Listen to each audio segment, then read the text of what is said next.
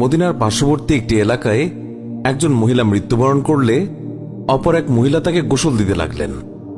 যে মহিলা গোসল দিচ্ছিল তার হাত যখন মৃত মহিলার উরুতে পৌঁছালো, তখন সে আশেপাশে বসা 2-4 জন মহিলাকে বলে উঠল, হে আমার বোনেরা, তোমরা কি জানো এই যে আজ মহিলা আজ মৃত্যুবরণ করেছে, তার তো অমুক পুরুষের সাথে অবৈধ সম্পর্ক ছিল।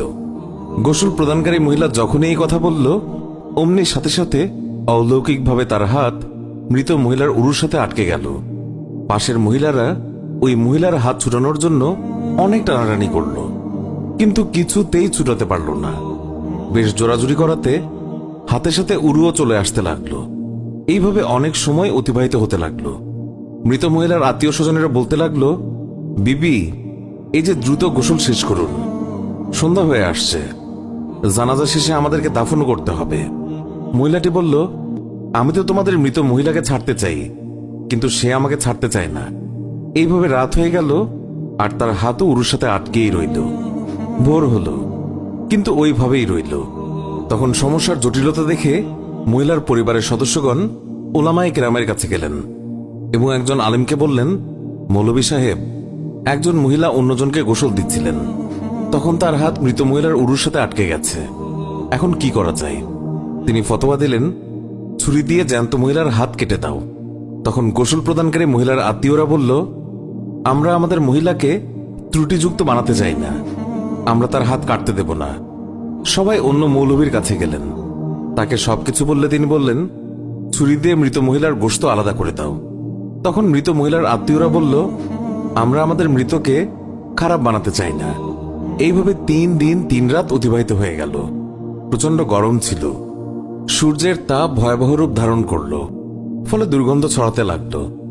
আশেপাশের অনেক এলাকায় খবর ছড়িয়ে পড়ল। সবাই ভাবল, এখানে তো সমাধান হচ্ছে না, চলো মদিনায় যাই। সেখানে তখন ইমাম মালিক রহমতুল্লাহ আলাই প্রধান কাজীর মর্যাদায় ছিলেন। লোকেরা মালিক রহমতুল্লাহ আলাইয়ের দরবারে পৌঁছে বলল, হজরত, একজন মহিলা অপর একজন মৃত মহিলাকে গোসল দিচ্ছিলেন, তখন তার হাত মৃত মহিলার উরুর সাথে আটকে গেছে, ছাড়ানোই যাচ্ছে না। 3 দিন হয়ে গেছে, এখন কি ফতোয়া? ইমাম মালিক রহমতুল্লাহ আলাই বললেন, আমাকে সেখানে নিয়ে চলো। সেখানে গেলেন এবং চাদর দিয়ে আড়াল দেয়া হলো। তারপর পর্দার ওপাশ থেকে দাঁড়িয়ে গোসল প্রদানকারী মহিলাকে তিনি বললেন, বিবি, যখন তোমার হাত আটকে যায় তখন তুমি কিছু বলনি তো? মহিলা বলল, আমি শুধু এইটুকুই বলেছি, এই যে মহিলা মৃত্যুবরণ করেছে তার তো অমুক পুরুষের সাথে অবৈধ সম্পর্ক ছিল। ইমাম মালিক রহমতুল্লাহ আলাই বললেন, বিবি, তুমি যে এই অপবাদ দিয়েছ এর সপক্ষে নিজ চোখে দেখেছে এমন 4 জন সাক্ষী তোমার আছে কি? মহিলা বলল, না। তখন ইমাম মালিক বললেন, ওই মহিলা তোমার সামনে স্বীয় পাপের স্বীকারোক্তি দিয়েছে কি? মহিলা বলল, না।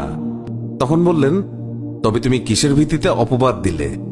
মহিলা বলল, আমি তো এই জন্য বলে দিয়েছি যে মৃত মহিলা কলস উঠিয়ে অমুকের দরজার সামনে দিয়ে যাচ্ছিল।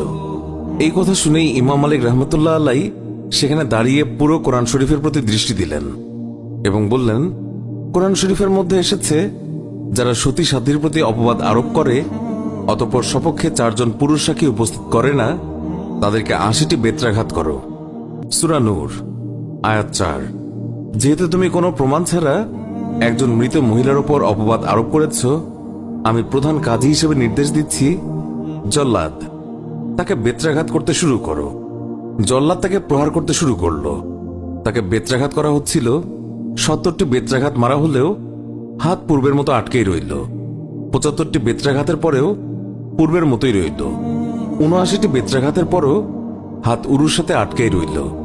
অতঃপর যখন 80টি বেত্রাঘাত সম্পন্ন হল, অমনি হাত উরু থেকে এমনিতেই পৃথক হয়ে গেল।